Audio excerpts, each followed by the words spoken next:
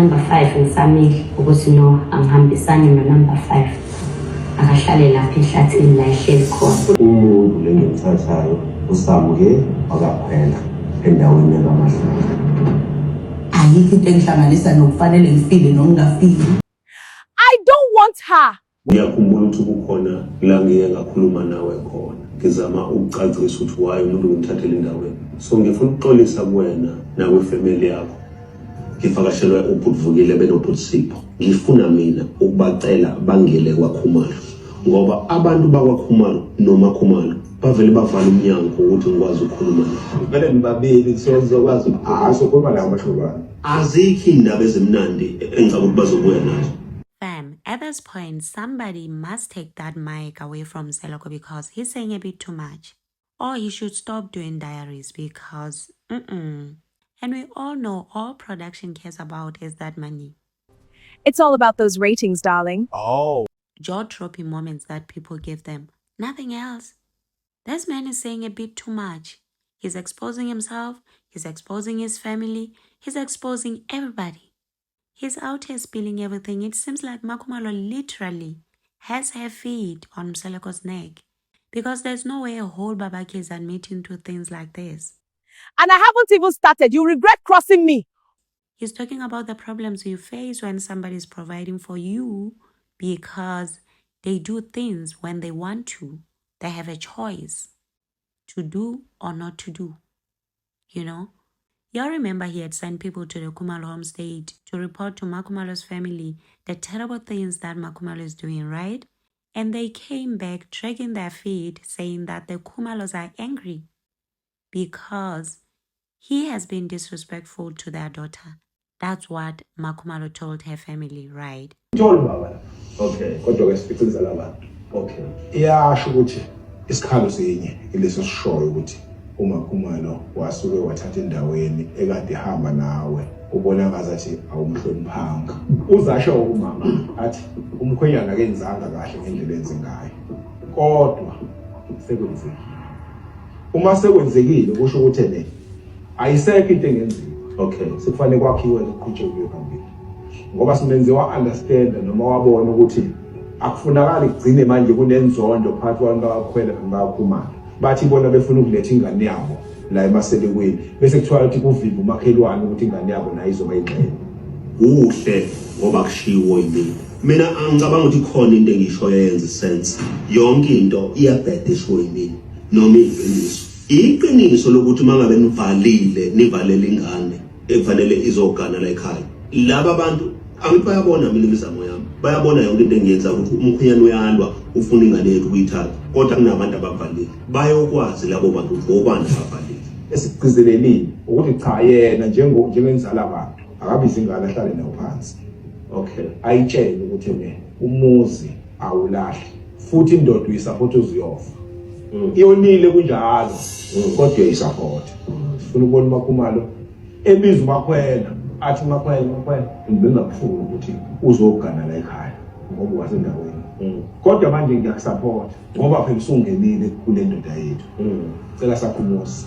Ukuthi isono sami ukuthatha umuntu la endaweni. Kodwa ke bafobonakala ngomlomo ngomlomo. Hayi ke manisho njalo. Thank you. And konke ayifilo mama ukuthi akekho umuntu ongahlumisa wakhe. Now he's saying he can't really be mad at Makhumalo's mother. All he can do is understand where she's coming from, you know?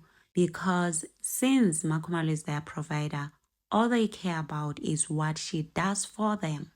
Not what she's doing. That is wrong, obviously, to him. Y'all know he's been complaining about Mike being on a high horse of late. Hence why he also said that one day he'll go back to the person giving them powers and tell them that it has turned against them. These jaw-dropping things that he keeps on saying has people asking all kinds of questions, has people coming up with all kinds of assumptions, especially after hearing all that from the horse's mouth. They were like, so you mean uthwele ngoma Khumalo? He's so frustrated, he's even ready to admit ukuthwala. This has gone over so many people's heads, someone mentioned. The Gog Flow connection. Some are even alluding to him having done rituals with Toby Liz, hence why he doesn't want to give her a child. And they're even saying that indeed he's a ritualist. He's even using Mackay. Yo, take a look. Uyabona umuntu makuyena okondlayo. Inkinga. Uyoyithatha into by choice because unamandla okondla. Sihlonipha kakhulu ukuthi umuntu usenzelani kunokuthi sihloniphe kakhulu ukuthi umuntu wenzani. Manje ngisho umama angakhuluma noMakhumalo. Me decide uMakhumalo ungayithathi lento ayishoyo. Ngabe sihlala ngomama masithi ufuna ukukhombisa ingane yakhe. Ingakho ngithi one day ngiyosho izwi libe linye kulo muntu osinikezela amandla. Ngithi lamandla osinikeze wona asesijikele. Amanzi aseyababa asedubekile. One day akufuneki kodwa sisho kanjalo. Funeka sinceke because masike sasho kanjalo ngiyakutshela yonke le nto will come down collapsing. One day ngiyosho izwi libe linye kulo muntu osinikezela amandla. Ngithi lamandla osinikeze wona asesijikele. Amanzi aseyababa asedubekile. One day akufuneki kodwa sisho kanjalo. Funeka sinceke because masike sasho kanjalo ngiyakutshela yonke le nto will come down collapsing. You shouldn't have said that. What? I was just being honest. Honest. Kodwa Mthombeni sakhele ilozane yakho into amakhulu. Kamakhumalo samdinga ukushesha. Yeah. Okay, kulungile ukuthi ngiqale ngimbone. Sixoxe naye. Ngivume ukuya emzini wakhe. Because inkinga lento number 5. Yomfaka la.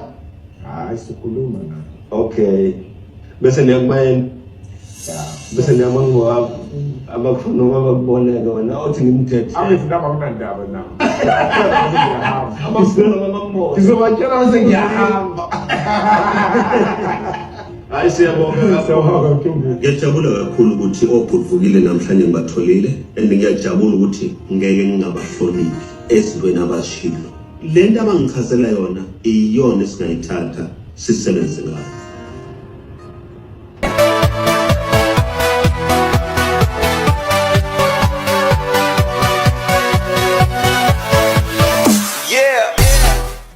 And share your thoughts in the comment section. Also remember to subscribe, like, share. Until next time, bye and thank you for watching.